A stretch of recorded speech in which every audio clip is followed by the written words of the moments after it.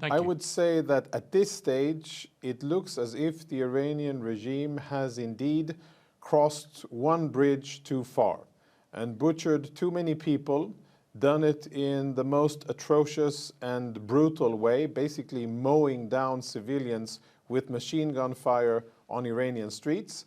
And perhaps even more importantly, strategically speaking, not humanely speaking, they have insulted and enticed the American president by directing personal attacks against him from the official account of the so-called supreme leader, Ali Khamenei.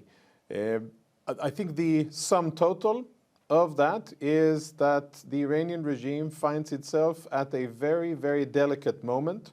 I agree with your skepticism. I think that unseating any autocratic dictatorship is very difficult because organizations like the Islamic Republic of Iran, like Soviet Russia, like Eastern Germany, like China, like many other totalitarian states, spend a lot of resources in trying to protect themselves from the potential enemy number one, which isn't external, it is domestic, and it is the people that they oppress. It is the same story all around the world. So it is a very difficult task.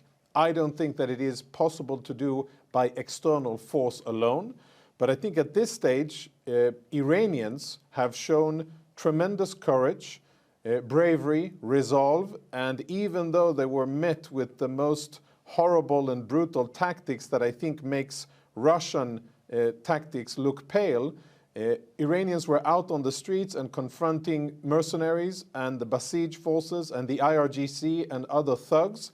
And I think that if they get external help and if they get weapons, they will have the ability to overthrow that oppressive regime.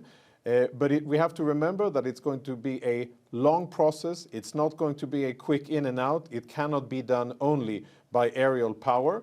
And there needs to be organization on the ground. There needs to be weapons on the ground. There needs to be political support. There needs to be financial support.